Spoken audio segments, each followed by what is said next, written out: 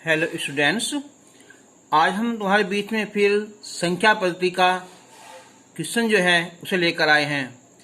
इससे पहली वीडियो में मैंने उसके बारे में तुम्हें कुछ टॉपिक बताए थे और आज उन्हीं टॉपिक पर जो है कुछ प्रॉब्लम्स हैं उनको दूर करेंगे। अगर किसी ने अभी तक ना देखी हो तो उसे देख लेना, क्योंकि उसमें मैंने जो महत्वपूर्ण बातें हैं वो सारी बता दी हैं संख्या पद्धति के बारे में। तो अब स्टार्ट करते हैं। कुछ क्वेश्चन है यहाँ कि 35 27 है, इसी घात 654 है, जिसका प्रसार करेंगे तो इसमें इकाई का अंक क्या होगा। तो मैंने तुम्हें बताया था उस वीडियो में। तो हम क्या करते हैं, जो 7 है इसकी घात लिखेंगे हम, ये है यहाँ 654। अब हम यदि 7 की घात 4 तोड़ेंगे हम, तो 7 गुना 7 गुना 7 गुना 7, तो उसमें इकाई का अंक हमारा 1 आता है। तो हम लिखेंगे इसे 7 की घात 4। तो भाग करेंगे इसे 4 से हम, तो यह आ जाएगा हमारा 4 एकन 4, 2 4 सिंह 24, ठीक है। फिर 1 4 या 12 बचे 2, यानी कि हम लिख देंगे यहाँ 7 की घात 2। अब इसकी वैल्यू तो हमारी 1 आ जाएगी, मैंने बताया था वीडियो में। 7 की घात 4 का जब प्रसार करेंगे ना, तो उसमें इकाई का अंक हमारा 1 आएगा, और 7 की घात 2 ये आ जाएगा 49। तो उसमें इकाई का अंक क्या होगा हमारा, ये 9 होगा, ठीक है। अब हम करते हैं क्वेश्चन नंबर 2।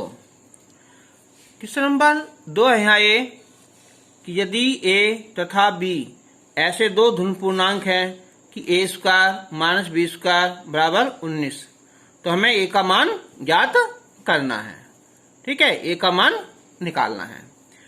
तो ये जो है कि a² माइनस b² बराबर 19 है, तो हम इसे लिख सकते हैं वर्गांतर के रूप में कि a माइनस b और ये a प्लस b बराबर, ये इधर पहले प्लस लिख देंगे, उधर यहाँ माइनस लिख देंगे, और ये क्या हो जाएगा हमारा 19।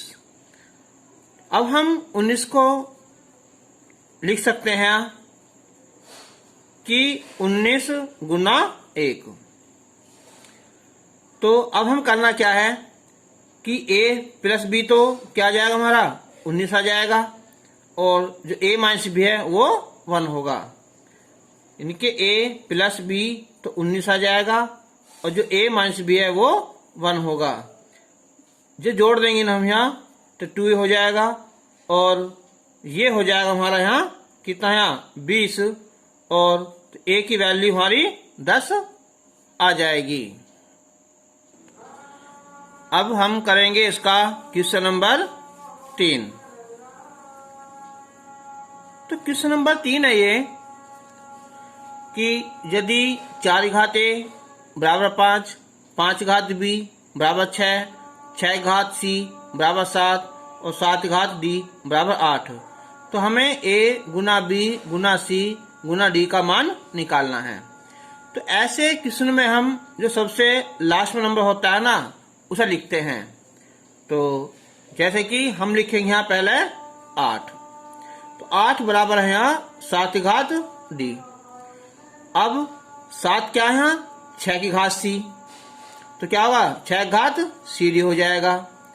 अब 6 क्या है यहाँ 5 की घात b, तो 5 की घात b cd हो जाएगा, और 5 क्या है यहाँ 4 की घात a, तो ये हो जाएगा 4 की घात a b cd। किसके बराबर है यहाँ 8 के बराबर। तो यानी कि हम लिख सकते हैं अब यहाँ कि 8 बराबर 4 की घात a b cd। अब 8 जो है ना, इसे लिख सकते हैं हम यहाँ 2 घात 3, और जो 4 है 2 की घात 2, तो 2 a b c d।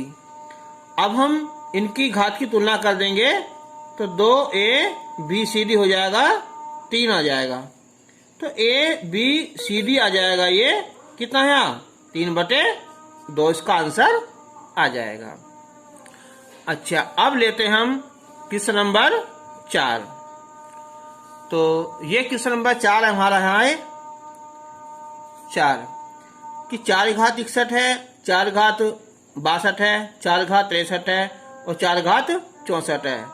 तो इनमें से किससे विभाजित है ये, जिसके दिए हुए हैं विकल्प यहाँ कि 3 से है, 10 से है, 11 से है या 13 से है। तो क्या करेंगे हम, पहले इस संख्या को लिखेंगे। पहले तो हम देखो यहाँ कि 4 घात 61 है, 4 घात 62 है और 4 घात 63 है और 4 घात 64 है। तो हम सबसे पहले इसमें से निकालेंगे कॉमन। तो सबसे कम घात कॉमन होती है, यहाँ 1 बचेगा, ये 4 घात 1 बचेगी, यहाँ 4 घात 2 बचेगी और ये 4 घात 3 बचेगी। तो अब हम 4 घात 61 तो है, तो ये कितना हो जाएगा, ये हो जाएगा यहाँ 4 घात 3 64 और देखो यहाँ 1 प्लस 4 प्लस 16 और प्लस कितना 64। तो ये हो जाएगा 4 घात 61 गुना, अब हो जाएगा ये कितना 1 और 4 5 और 5 और 6 11 और 4 15 और 2 और 6 कितना ये हो जाएगा हमारा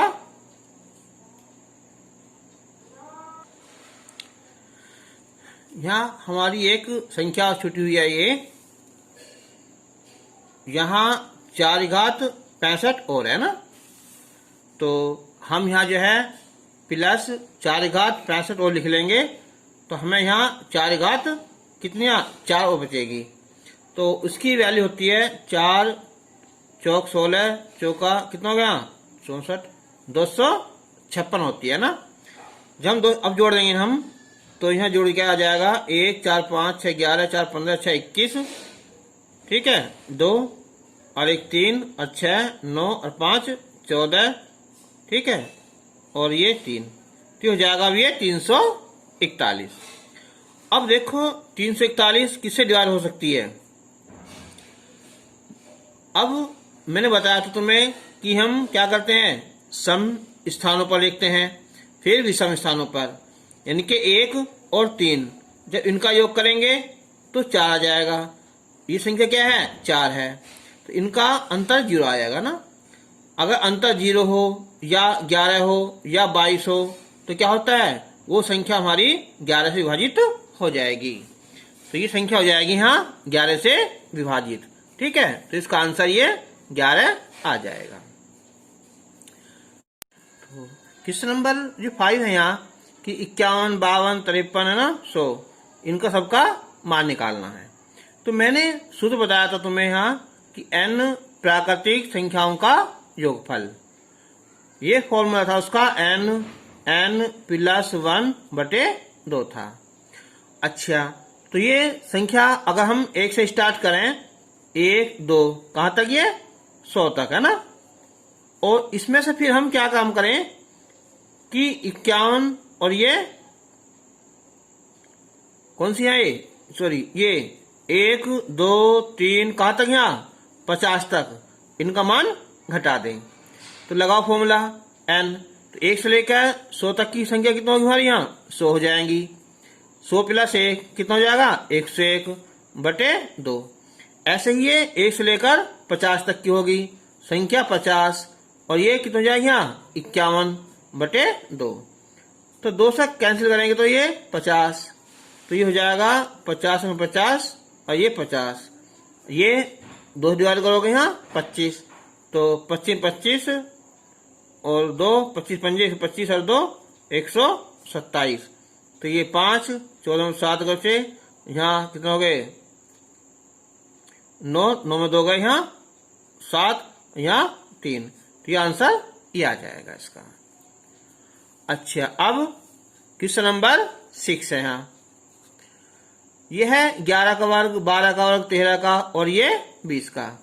तो मैंने इसका भी बताया था तुम्हें फॉर्मूला, इसका फॉर्मूला था यहाँ कि n प्राकृतिक संख्याओं के वर्गों का योगफल। इसका फॉर्मूला होता है कि n प्लस 1 2n प्लस 1 बटे 6 होता है। तो ये है 11 से लेकर कहाँ तक, यहाँ 24 तक। ये क्या होती है हमारी यहाँ, ये प्रथम एन प्राकृतिक संख्या होती हैं। तो पहले हम क्या करेंगे, हम इसे जो है 1 से लेकर कहाँ तक की, यहाँ जो है ना 20 तक की, उनका योगफल, उसमें से फिर हम 1 से लेकर कहाँ तक की, यहाँ 10 तक का उन्हें हम घटा देंगे। तो देखो यहाँ हम लेंगे पहले 1 से लेकर कहाँ तक की, यहाँ 20 तक की, तो हो जाएगा हमारा 20, जुड़ जाएगा एक यहाँ 20 1 21, 20 दूनी 40 और 1 41 बटे 6। अच्छा, फिर निकालेंगे हम 1 से लेकर कहाँ तक, यहाँ 10 तक, तो संख्या 10, 10 और 1 11, 10 दूनी 20 और 1 21 बटे 6। अब इसे सोल्व कर लेंगे तो मान आ जाएगा। तो करते हैं, देखो यहाँ तो 3 दूनी 6, 3 सत्ते 21 और 2 से यहाँ 10, तो 7 एकन कितना है, यहाँ 7 आ जाएगा, और ये 7 चौक 28 0, ये तो हो जाएगा यहाँ, ये 3 दूनी 6 सॉरी 2 तिया, चलो सिल जाएगा, तो 3 सिल जाएगा ना, 3 दूनी 6, 3 सत्ते 21, 2 पंजे 10 और 11 पंजे 55, 55 सत्ते 7 पंजे 35, 3 7 पंजे 35 और 3 38। ठीक, इन्हें घटा लो, तो 5 ये बचे यहाँ 6, 16 में 60 गए, यहाँ 8 बचे, यहाँ 7 में 3 गए, यहाँ 4 और ये 2। ठीक है, तो इसका आंसर 2485 आ जाएगा। अब देखते हैं हम क्वेश्चन नंबर 7। तो क्वेश्चन नंबर ये 7 है, ये यहाँ की 7 घात 95 और माइनस 3 घात 58 का इकाई अंक क्या होगा। ठीक है, तो देखो मैंने तुम्हें पहली वीडियो में ये कुछ संख्या लिखाई थी, देखो ये वाली है ना, कि यदि संख्या में इकाई अंक 7 है तब उसकी घात में क्या करेंगे हम, प्रसार करने पर इकाई अंक ज्ञात करने के लिए 4 की घात के गुणनफल में लिखते हैं। ठीक है, तो जैसे 7 की घात 753 है, तो 7 घात 4 लिखेंगे, क्यों, उसकी वैल्यू हो जाएगी हमारी 1। और ऐसे लिखा था मैंने तुम्हें इसका, यहाँ देखो ये लिखा था 3 का। ठीक है, ये रहा कि जब की संख्या में इकाई अंक 3 हो तब उसकी घात में प्रसार करने पर क्या होगा, इकाई अंक ज्ञात करने के लिए घात को 4 के टुकड़ों में या गुणनखंडों में लिख देते हैं, क्योंकि 3 घात 4 क्या होती है, 81। तो ये हम नियम यही लागू कर देते हैं ना। तो क्वेश्चन अब यहाँ ये 7वां है ये कि 7 घात 95, तो हम इसे लिखेंगे 4 और 4 से डिवाइड करेंगे तो हो जाएगा 23 चौका 92 ना, और बचेंगे तो है ये 7 घात 3 बची। ठीक है, फिर माइनस 3 घात 58 है, तो 3 घात 4 इसे कर देंगे हम 14 चौका 56 और 3 घात कितनी, यहाँ 2 बची। अब देखो इसकी वैल्यू तो 1 आ जाएगी हमारी, 1 गुना, और 7 घात 3 क्या आएगा, 343, और ये भी 1 हो जाएगा, और ये 3 घात 9। तो यहाँ इकाई अंक 3 है और यहाँ 9 है, तो हम ऐसा घटाएंगे, हम जब इसमें से 9 घटाएंगे तो क्या बचेगा, है ये 4 बचेगा ना, तो इकाई अंक 4 आ जाएगा। अच्छा, और अब यह है क्वेश्चन नंबर 8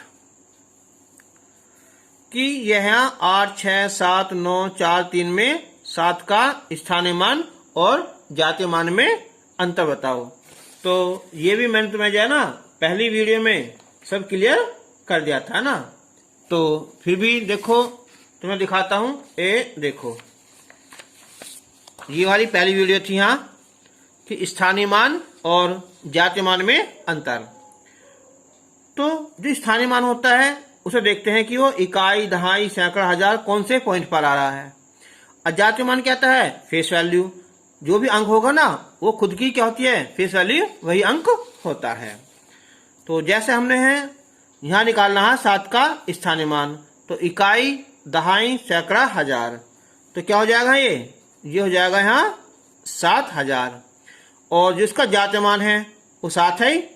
तो अब इनका अंतर पूछा उसने, तो ये आ जाएगा कितना, यहाँ 6 9 9 और 3। ठीक है, तो ये इसका जातीय अंतर और स्थानीय अंतर में अंतर, मान में अंतर आ जाएगा। अच्छा, अब देखो यहाँ क्वेश्चन नंबर 9 देखो यहाँ। क्वेश्चन नंबर 9 है कि यदि n एक प्राकृतिक संख्या है तथा 10 n और -1 के अंकों का योग इतना है 4707 है, तो 9 का मान कितना होगा। अब एक बात देखो यहाँ, अगर मैं 10 -1 कर दूं तो क्या आएगा आंसर 9 आ जाएगा। ठीक है, ऐसे ही अगर मैं 10 में से 1 कम कर दूं तो क्या हो जाएगा है ये 100 -1 तो क्या है 2 9 हो जाएंगे। अगर मैं 10 में से 1 कम कर दूं तो 999 आ जाएंगे। और 10 में से 1 कम कर दूं तो क्या हुआ है 1 2 3 4 आ जाएंगे। तो इसका मतलब क्या हुआ, 10 अगर 3 है तो 3 9 आ जाएंगे, 10 है तो उसमें 4 9 आ जाएंगे।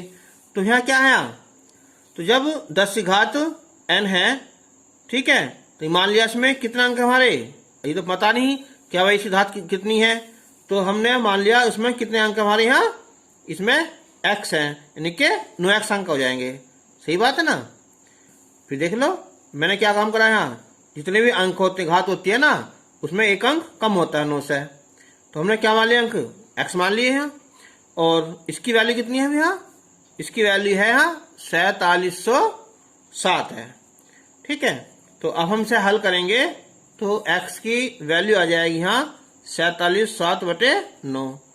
तो 9 पंजे 45, ये बचे यहाँ 2 9 दूनी 18, 2 और 9 3 27। ठीक है, तो यहाँ n का मान हो जाएगा कितना 523 मान आ जाएगा। अब हम देखते हैं क्वेश्चन नंबर 10। ठीक है,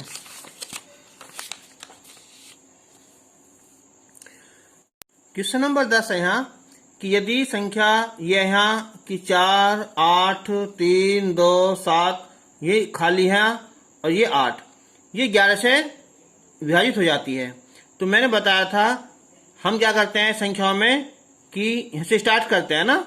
चलो यहाँ को संख्या x मान ली है, ये तो क्या ये पहला तीसरा है ना 5वां और ये 7वां, इनका योग करते हैं तो 4 + 3 + 7 + 8। ठीक है, अब इसका अंतर इनका योग और जो बाकी बचे कौन कौन से यहाँ x + 2 और +8। अब इनका अंतर या तो 0 आ जाए या 11 से कटने वाली कोई संख्या आ जाए, 11 22, तो ये हो जाएगा यहाँ 4 3 7 7 14 22 है ना। ये कितना होगा हमारा x + 10 होगा। तो अब देखो यहाँ, अब यहाँ क्या होना चाहिए x की वैल्यू यहाँ होनी चाहिए 1। ठीक है, तो अब यहाँ x की वैल्यू क्या होनी चाहिए यहाँ 1 होनी चाहिए ना, जिससे ये 22 - 11 हो जाएगा, तो ये अंतर 11 आ जाएगा, तो x की वैल्यू 1 आ जाएगी। अब हम करते हैं इसका क्वेश्चन नंबर 11। तो यह है कि 4 1 1 1 6 में कम से कम क्या जोड़ा जाए कि योगफल 8 से पूर्णतः विभाजित हो जाए। तो मैंने बताया था तुम्हें कि अगर बाद के जो 3 अंक होते हैं ना, अगर वो संख्या 8 से डिवाइड हो जाए तो पूरी संख्या 8 से विभाजित हो जाएगी। अब यहाँ क्या है ये है 116, तो 116 में हम क्या जोड़ दें, तो 4 जोड़ देंगे ना। देखो ये संख्या तो 8 से डिवाइड होगी नहीं, तो क्या हो जाएगा ये 120 हो जाएगा ये, तो ये संख्या 8 से डिवाइड हो जाएगी, तो इसे संख्या क्या जोड़ेंगे हम यहाँ 4 जोड़ देंगे। ठीक है, क्वेश्चन नंबर 12 है यहाँ कि कौन सी संख्या किसी प्राकृतिक संख्या का वर्ग नहीं है। तो मैंने बताया था कि जिस भी संख्या का इकाई का अंक क्या हो 2 हो, ठीक है 3 हो 7 हो 8 हो, तो कभी भी वर्ग नहीं हो सकती। जो 1 है ये तो आ जाएगा ना, क्योंकि 11 का वर्ग करोगे तो 1 आ जाएगा, 9 का वर्ग करोगे तो 1 आ जाएगा, और 5 तो आता ही है ना 5 में। ठीक है, लेकिन यहाँ क्या नहीं आएगा यहाँ 7, तो ये पूर्ण वर्ग नहीं होगी। अब है आए क्वेश्चन नंबर 13 है ना।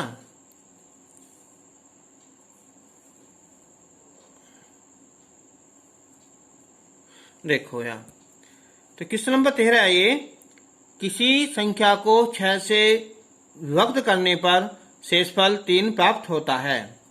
देखो हमने पढ़ा था यहाँ कि अगर कोई संख्या a है, चलो अगर कोई संख्या a है और हम उसे भाग किससे करें, हम यहाँ 20 है और भागफल q आ जाए और प्लस ये रिमाइंडर आ जाए ना, शेष आ जाए, तो ये संख्या होती है ना कि भाज्य बराबर भाजक गुना भागफल प्लस शेषफल। तो की संख्या को p से विभक्त करने पर, चलो अगर संख्या हमने a मान ली, ठीक है, और किसे विभक्त करा हमने है इसे 6 से, तो क्या होगा है 6 q हो जाएगा और शेषफल कितना होगा है 3 हो जाएगा। अब उसी संख्या को वर्ग से, उस संख्या के वर्ग को, कौन संख्या, ये वाली संख्या, अगर 6 से विभक्त कर दें। अब देखो अगर हम 6q प्लस 3 का वर्ग करें तो ये आ जाएगा यहाँ 6 संग 36 q स्क्वायर प्लस 9 और ये 6 या 18, दोनों कितना है 36 q आ जाएगा ना। तो अब देखो यहाँ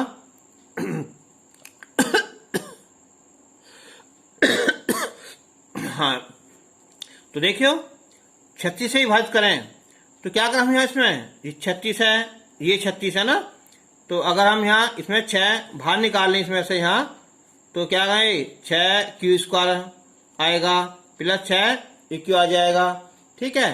और ये जो 9 है ना, तो 9 को हम लिख देंगे 6 अलग और 3 अलग, तो ये 1 और प्लस 3, तो ये क्या बचेगा यहाँ, ये शेषफल अब 3 बच जाएगा इसमें, ठीक है।